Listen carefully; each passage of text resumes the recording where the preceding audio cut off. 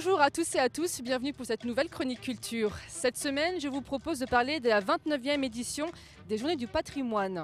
Pour l'occasion, je vous accueille ici à Andrézy, à l'embarcadère, et bien parce qu'ici on vous propose des mini-croisières historiques pour le week-end, une façon originale et peu commune de découvrir le patrimoine de la ville. Qu'allons-nous justement découvrir ce week-end? Eh bien, petit aperçu tout de suite avec les responsables.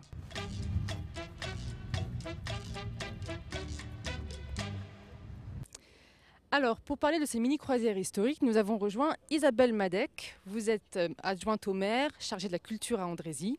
Dites-nous d'abord quel est le principe de ces mini-croisières.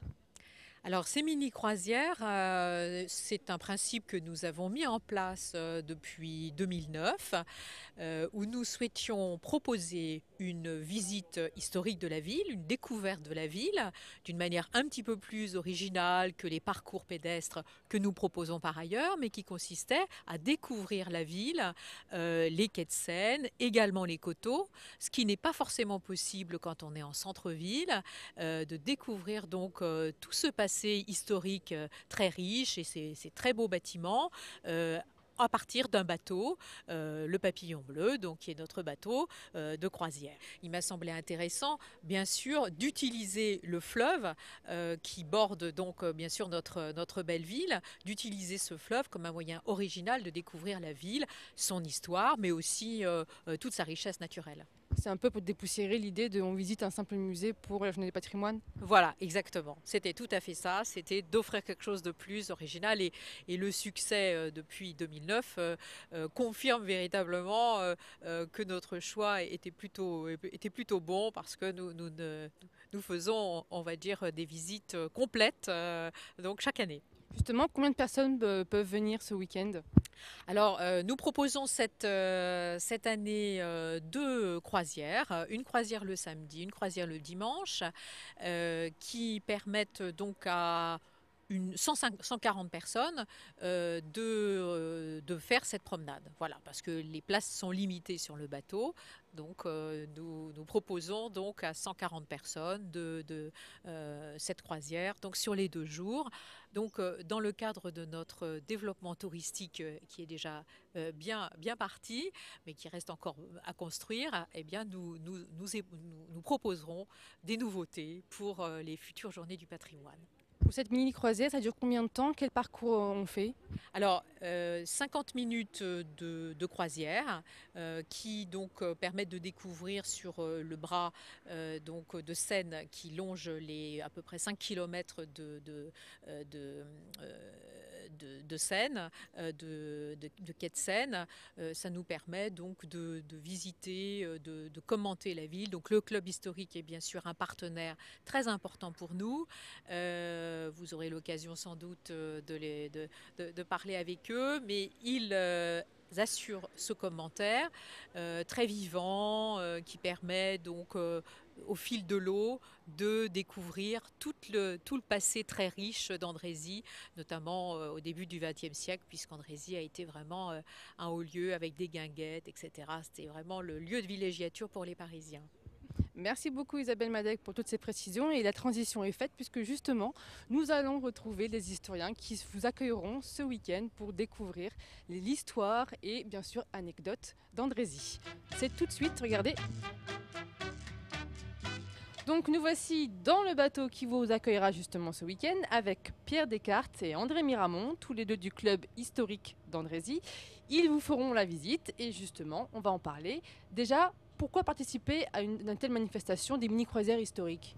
C'est un plaisir et un partenariat avec la ville depuis de nombreuses années pour faire connaître aux Andrésiens et aux visiteurs 2000 ans d'histoire, 2000 ans de patrimoine de notre ville.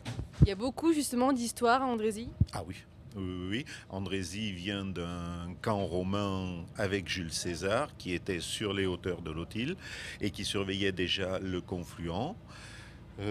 Toutes les grandes périodes historiques, on les a retrouvées ici avec les invasions, avec les enfants des rois qui venaient en nourrice à Andrézy lorsque Saint-Germain était la résidence royale. Il y a d'autres monuments ou endroits d'Andrézy comme ça remarquables? Après, justement, à côté, en prolongement du barrage, on a juste à côté ce qu'on appelle la passe à poissons. C'est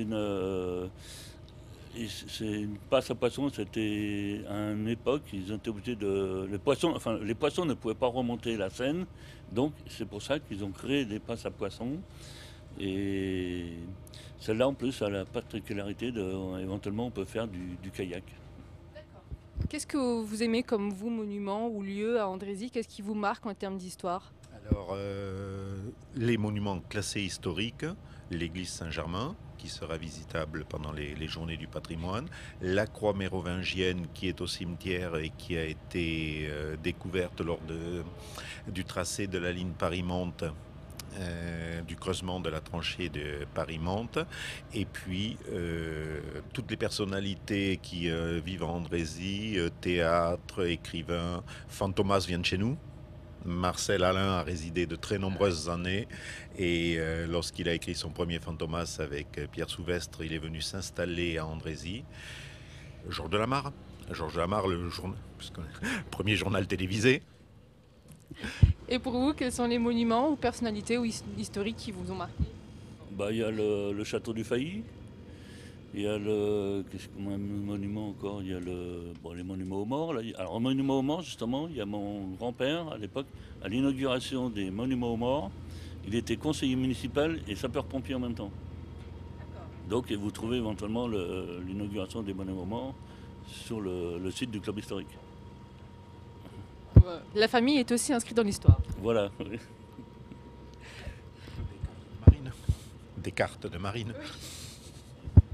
Dernière question, que vous pourront visiter d'autres, justement, les personnes qui viennent pour la mini-croisière ici ce week-end, vous voir? Alors, sur la croisière fluviale, nous passerons devant beaucoup de sites historiques, devant des maisons renommées.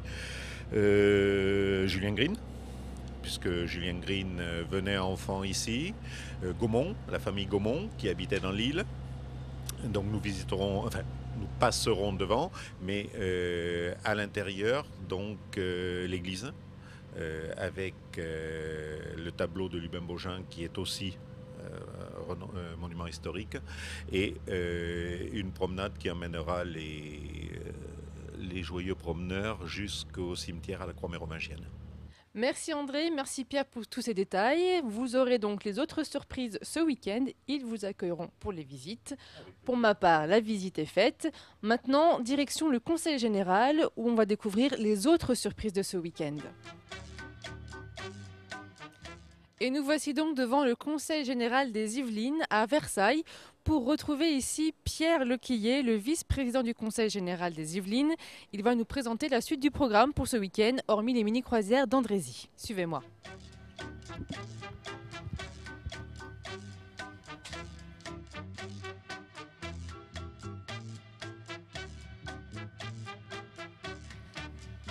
Je me dirige donc vers le Salon des Aigles où nous allons retrouver le vice-président du Conseil général, Monsieur Pierre Lequillier. Bonjour, merci de nous recevoir. On vient donc parler ici de la journée des patrimoines qui nous attend pour ce week-end. Déjà, présentez-nous un peu ce Salon des Aigles qui va être ouvert au public. C'est le Salon des Aigles parce qu'il y a 4 aigles, comme vous le voyez à chacun des coins, qui jouxtent la salle des séances du Conseil général où nous travaillons habituellement et qui va être aussi ouverte au public, ainsi que le couloir qui est ici. Et le Salon des Aigles est le plus beau salon du Conseil général, avec ses 4 aigles, avec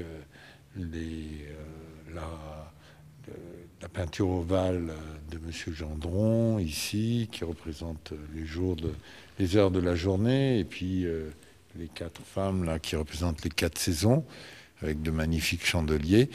Donc c'est une très belle pièce et que nous souhaitons que les visiteurs puissent venir admirer. Et donc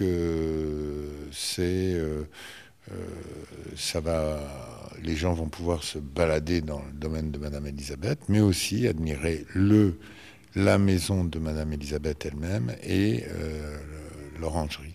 Il y en a pour tout le monde, on va être exposition, visite, rallye photo, il y a même des vols en montgolfière. C'est un peu le principe de montrer le patrimoine avec un regard neuf. Oui, et puis montrer les richesses patrimoniales. Alors, bien entendu, le département des Yvelines est plein de richesses, à commencer par le château de Versailles qui est juste à côté, mais toutes ces églises, des musées, des parcs magnifiques comme celui de Marly-le-Roi, dont je suis le député. Et où d'ailleurs, grâce au Conseil général, on a refait la statuaire, un certain nombre de statues qui sont dans le parc de Marly. Mais nous allons ouvrir le château de la Madeleine aussi, qui est un très beau château, et où il va y avoir des séances d'escrime pour montrer comment ça se passait à l'époque, des danses, etc.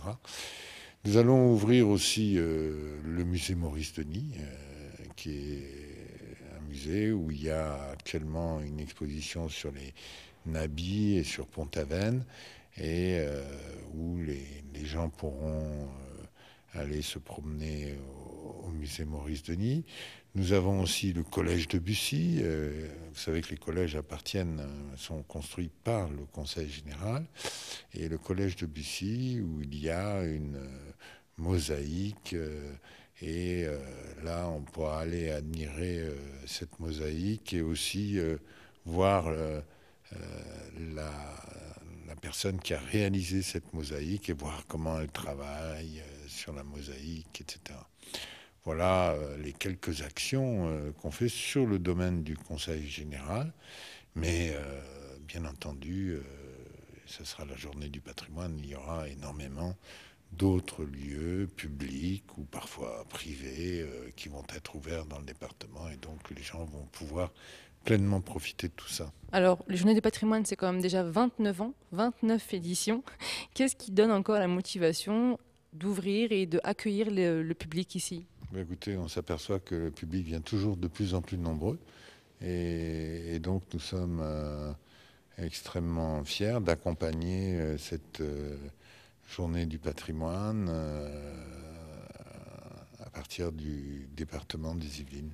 Alors, juste en quelques chiffres, les Yvelines, c'est quand même 500 monuments historiques, 3 secteurs sauvegardés, 6 villes royales, 8 aires de valorisation, 3600 sites archéologiques. Bon, clairement, il y en aura pour tout le monde.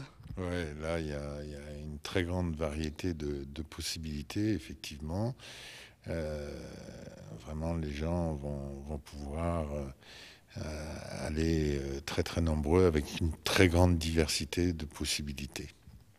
Merci beaucoup Pierre Lequier de nous avoir accueillis. L'invitation est donc lancée. Vous n'avez plus qu'à venir ici au Conseil général et ailleurs dans tout le département pour découvrir justement tout ce qu'on vous cache le reste de l'année. Pour ma part, moi c'est fait. Écoutez, je vous dis à la semaine prochaine pour une nouvelle chronique et d'ici là, voici l'agenda culturel. L'agenda de la semaine est largement consacré aux Journées du patrimoine. Voici donc quelques adresses originales. Verneuil-sous-Seine vous propose des vols en montgolfière pour admirer les monuments dans les airs. Rendez-vous fixé au Parc du Château dimanche à 14h. Orgeval vous propose de visiter l'église Saint-Pierre et Saint-Paul ainsi que l'abbaye d'Abecourt. L'association Histoire d'Orgeval vous accueille samedi et dimanche dès 14h. Les amateurs de photos, pour vous, je vous conseille le rallye photo de Chanteloup-les-Vignes. Muni d'un carnet de bord, vous partirez à la recherche des patrimoines cachés de la ville. C'est la fin de cet agenda. Rendez-vous la semaine prochaine pour de nouveaux bons plans. D'ici là, bonne visite culturelle.